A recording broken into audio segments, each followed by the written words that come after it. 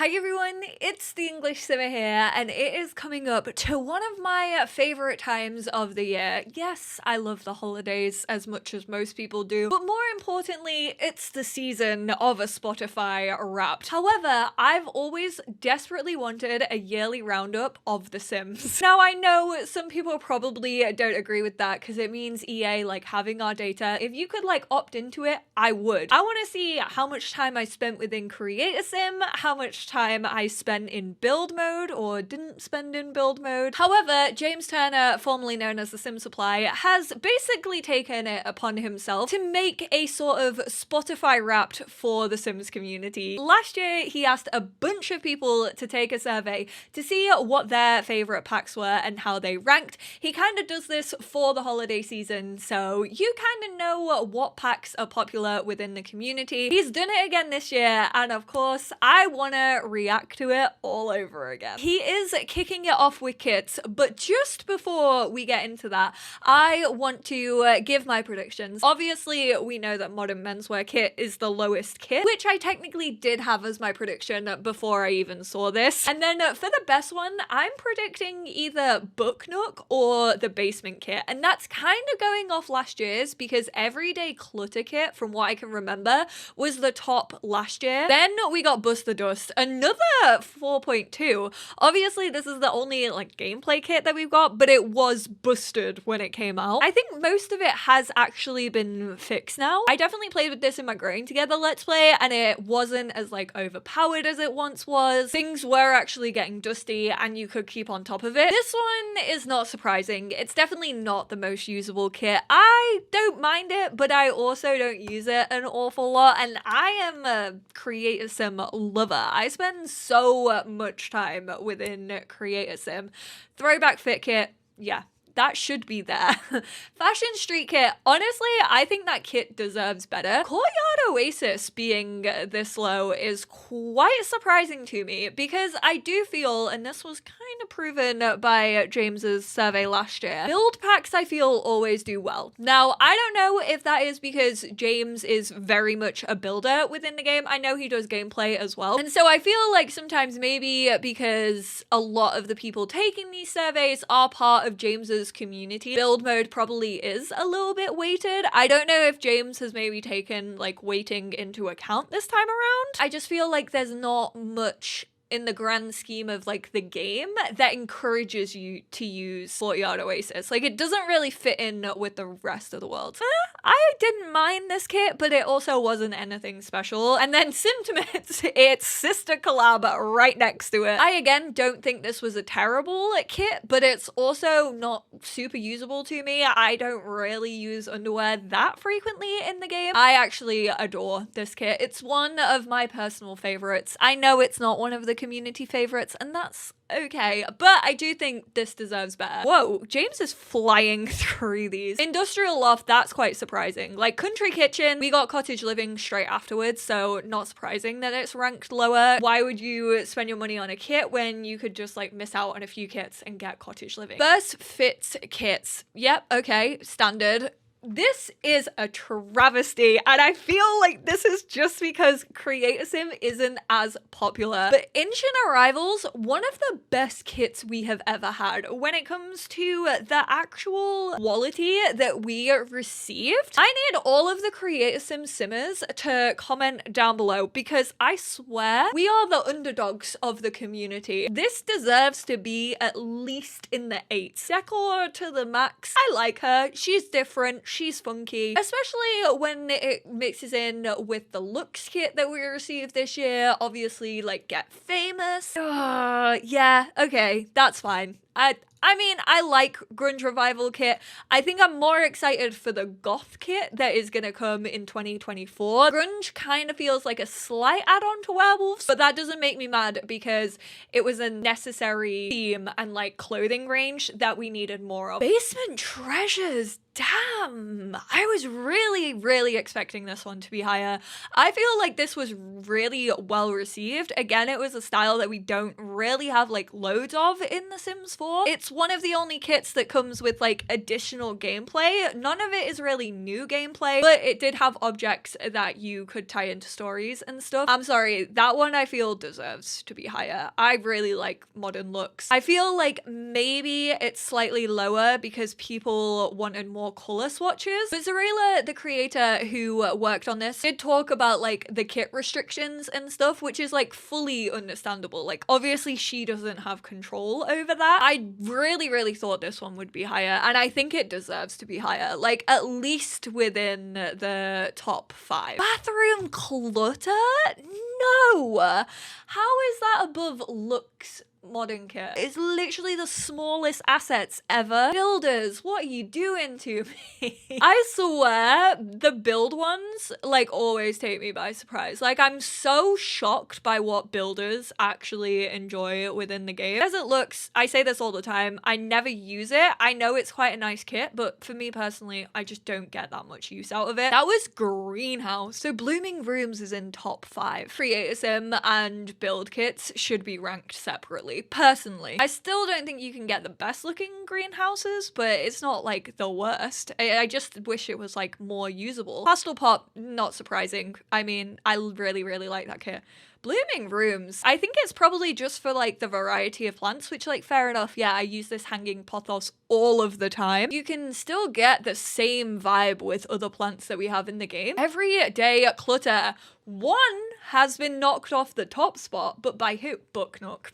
Yep, okay, I called it. I'm fairly sure this whole time you've got the picture that I'm not a massive fan of kits. This one in particular also wasn't really a standout to me, but I know that builders love having modular bookcases. It's kind of good that they're basic because they can fit into a lot of stuff, but I kind of wish that there was like 2 separate like themings, really. They're just very square and very, you know, I'm a bookshelf. What more do you want from me? I hold books. It said IKEA core. Damn, I feel bad for those of you who didn't grab Desert Looks when it was free. Next up is stuff packs. I'm gonna put the lowest at either Luxury Party or My First Pet Stuff for reasons. My First Pet Stuff is currently free on PC and Mac. It says that you need cats and dogs. You do not need cats and dogs. Can I just say, you can download it, you can install that pack without having cats and dogs. The only things obviously that you won't be able to use are the things that are made for cats and dogs. If you have stuck it out for this long, never ever bought My First Pet Stuff,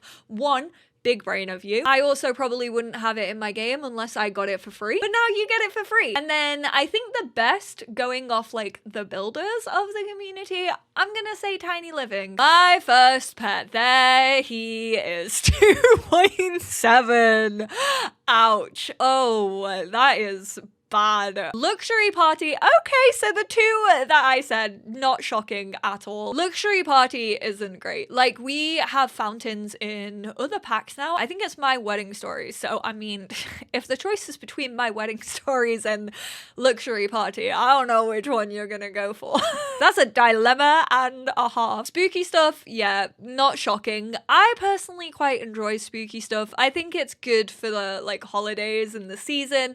However, it's definitely not the strongest. I just enjoy the costume parties. I enjoy being able to carve pumpkins, and it's kind of a thing for me to have for family gameplay. Perfect patio. I mean, you got a hot tub for free. My hatred. The worst pack to ever exist. This would be my bottom of the pack.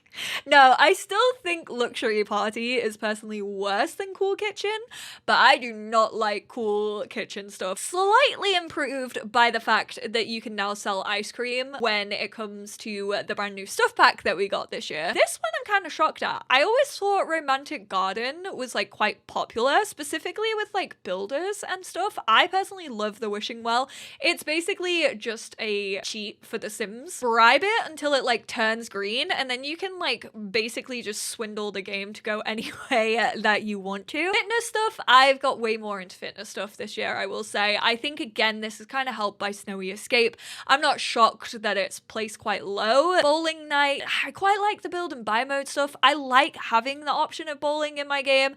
I do feel like the gameplay needs to be looked at. Like bowling glitches out very frequently. It takes ages to complete. Yeah, bang average.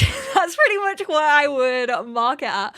Backyard stuff, I would expect that to be kind of lower. I never really use backyard stuff. Like the slip and slide is really the only like game changer to me personally. And even then I don't use it that much. I would say I use spooky stuff more than I use backyard. Vintage glamour is in at number 10, pretty much middle of the pack. This is again something that I never ever use. I just don't particularly like having butlers. I feel like they were always buggy when I tried to use them. I'm always kind of shocked by how low Moschino is. I feel like not many people own this pack. I feel like if you have a sim who is into fashion and style and also photography, this is like a must-have pack. I really, really like what Moschino did for photography, and I'm really glad that it exists. I think it's like a really cool pack. Movie hangout, definitely still use it a lot. I was gonna say I don't use it as much. I never use the popcorn maker, but like watching films is just such a core part of so many different gameplay styles. And I also still, create a sim I don't like, I feel, as much as I used to. Kids room, I mean, I play it for void critters and monster under the bed. James has just remembered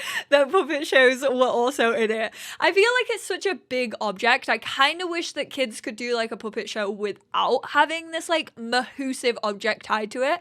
Because like your kids' room literally has to be so big if you want this. I would hold puppet shows way more frequently if I didn't have to have this object. But yeah, kids' room stuff actually gameplay wise really not that bad. Toddler stuff, I mean, if you want more to do for toddlers, then yeah, I can see why this is like up there as a 6.2. But just like I said last year, like you really have to add in all of these things for toddlers to do in your worlds. And people never take their toddlers out still. Like unless you set up a toddler playdate, which with the way that invitations work in The Sims 4 and having to know everyone through like one sim, it just gets so annoying. I love Nifty Knitting. I think she should be higher than a 5. But I know that's a personal opinion. Obviously, we got rocking chairs with growing together now, so you don't really need that. I honestly feel I would do knitting more if I enjoyed the things that you could knit more so. I really like the masculine stuff, again, that you can knit, but the feminine stuff just isn't really personally for me. Like, it's not really my vibe. I love, like, build and buy mode. I just really enjoy this stuff pack. Laundry day, yep. She's not for me, but she's always going to be high up. The community feckin' loves Laundry Day. Although I will say laundry, I have tried to play with it in my Growing Together Let's Play recently, and it is just still a pain in the ass. It doesn't even tell you when stuff's like clean or wet anymore, so it's just kind of like a guessing game, and then I just end up like washing my clothes like 3 times over just to make sure that it is actually clean. Number 3, paranormal. Oh, wait, we got Home Chef Hustle, didn't we? Is Home Chef Hustle gonna knock Tiny Living off its top spot? I don't think it is personally. Unless like the newness effect has bumped it down. You probably got more of a chance of playing with that gameplay rather than paranormal. That's always the way it goes with like paranormal kind of packs, is it's made for like a small demographic. 8.1 Home Chef Hustle, really not surprising. I feel like it added in appliances that people have been wanting. I feel like it helps with like baking and prep work. Yeah, there are some things that I would change about it. There were some slight issues that I had with it, but the build mode is really nice. Very much enjoy it. Create a Sim is not good. Tiny Living, number 1, not surprising. It once again is basically just a cheat sheet for The Sims 4, because if you have a tiny lot, then you can work on your skills, you get like reduced bills, and a lot of people use it for challenges such as like Rags to Riches, which is obviously one of the most popular ways to play The Sims 4. Why did Luxury Party go up so much? Hold up, James, I need to listen to this. Epic actually gave them away. Jungle Adventure, Fashion Street, and Luxury Party. So that's where the increase came from. So I was like, who is going out and buying Luxury Party stuff in the year of our Lord and Savior 2023? Ooh, we got a cheeky what worlds in The Sims 4 are best. Did we get this last year, Jimothy? I'm so sorry, James. Magnolia Promenade, yeah, not shocking. Batu, oh, James, I know that one hurt. It's okay, buddy. I'm here for you. Where's Sulani? Is Sulani in like the top 3? Stop it. Island Living gets shit on so much. To be fair, when I started my Nightmare Legacy challenge, I was like, Sulani is an OP world, especially for collections. Like, it is unreal how much money you can just make off the ecosystem of Sulani, which probably isn't great when you think about the villain of that pack is someone who is practically just trying to buy up all the land so he can build like hotels on it. I also thought people enjoyed Copperdale way more than that. Chestnut Ridge, really? I didn't think Chestnut Ridge was all that great. Like, it had the little town square, which was like kind of usable, but I really don't think it's the best world. Like, yeah, you can ride around it a fair bit, but it's not super interactive. The actual gameplay might not be that deep, but the world itself is gorgeous. Windenburg, feel like it's always going to be the favorite. It's literally one of the biggest worlds that we have. San Myshuno, also not surprising. It's pretty much like the world that is different from most, excluding like Sulani. I don't think Henford's all that great. It's a pretty world. I guess it might be from like the lot dimensions. I know builders really enjoy having like bigger lots, but I felt like this was missing a lot. Like, it had like one pub, which is not accurate. What puts this above other things? Like, that's confusing to me. I don't ever really gravitate to Henford. But 2 is number 12. Damn! Journey to Batu got lower than My Wedding Stories. Oh, that one hurts. I'm a Star Wars fan, and I was even disappointed with this because the gameplay just like is not hitting for a Star Wars thing. Like, the fact that they don't even have any force or like powers that you can draw from, like, there are so many downfalls of Journey to Batu. Next, Dine Out lower than My Wedding Stories. Obviously, it is buggy. I feel like it hasn't been as buggy for me personally recently as much as it has been in the past. My food has been coming out like at least 8 out of 10 times, which it used to be like 2 out of 10 times. I feel like it works better than My Wedding Stories for me personally. I need to go back and play like the buggiest packs of The Sims 4. Outdoor Retreat. She is fun when you need her, but really, how often do we need her? Now, the thing is, I'm biased because, as you all know, I've been playing the Globetrotter challenge, so I've actually been using like a lot of this stuff from Outdoor Retreat, and I do like that we have camping within the game. I like that that pack makes it possible. Once you've done it once, you have to wait a bit. Unless you have a sim who's super like into like hiking, camping, you're really not gonna get that much gameplay out of Outdoor Retreat. Got a refresh, and yet she's still in number 9. I love yoga and wellness. Like, I could not live without Spa Day because I have so many sims do yoga and wellness. I don't really use like the mani pedicure stuff all that often. I like how you can make a career out of it. Like, it's not official, but you can make money off of it and stuff. It's one of those like lurker packs where if you actually dove into it like more frequently than you do, you'd probably be like, oh, this actually has a bit more gameplay than I thought. Realm of Magic, lowest of the occult, sitting in a number 8, gameplay 6.6. The world only got 5.1, which is quite shocking. They needed better like stories to tell when it came to mages. I just don't feel like it's the strongest that we have. I adore vampires. It's still one of my favorite packs to this day. On the opposite side of the spectrum of Realm of Magic, I feel like you can tell such like defined stories and like personalities of the vampires. I prefer the powers of vampires way more. Oh damn, we got like all 3 occult things. Like, Strangerville technically isn't an occult pack, but it is a bit occulty, let's be real. Again, once you've played it once, you kind of have to wait a while until you can play it again. I'm fairly sure James just probably mentioned the replayability if I'm picking up what he's putting down. Played it twice actually recently in the last 2 years. I actually befriended the mother plant the other day, which I had never ever done before, which was kind of cool to see. There's like a couple of ways you can go about like actually doing the Strangerville mystery, so I would definitely say play around with it if you haven't played around with it in a while. This being number 5, Sims community, what are you doing?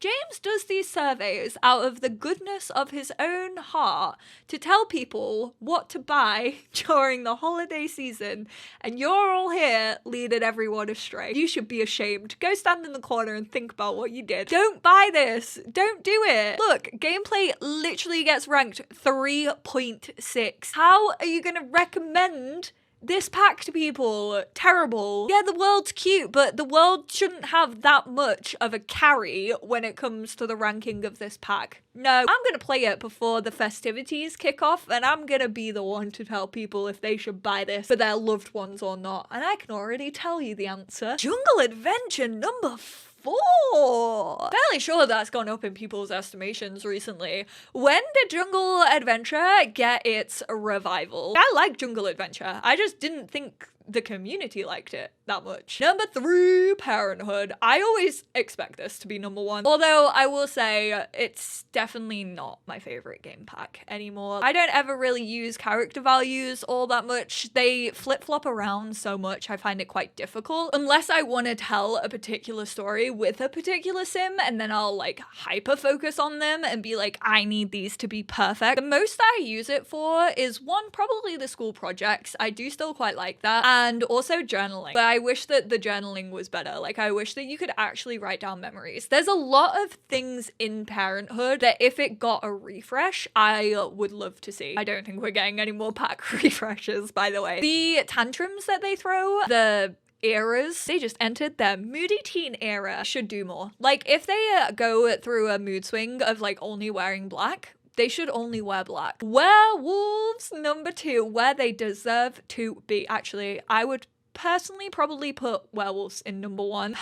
This means Dream Home Decorator is number 2. The gameplay is broken. I don't understand it. I really like the different like factions that you can join. I think it's a really fun like pack. Like, I feel as if you can't really tell specific like stories as well in werewolves as you can in vampires, but I do like the playing off between like two sides. It has good scores all around. That's how you know it's a good game pack. Build mode is carrying this, which like feels so unfair. It obviously offered a lot of different stuff in build mode, especially when it came to all of those pieces that you can put together. But modular furniture should not mean that this pack is number 1. Again, like that just feels wrong to promote as the best pack, because I think that needs a really big asterisk of if you like to build in The Sims 4, yeah, go ahead. You'll probably enjoy this pack. Gameplay for me was atrocious. Again, this would be one of the buggiest ones that I do need to test out. There were specific parts of the career that just didn't work, especially when it was a whole level like renovation, and it's quite high up in the career as well. So like you get to that point and you're like, yeah, the pinnacle of my career, and then it's like, no, sorry, we lied, because you can't actually do that because it's broken. And then I also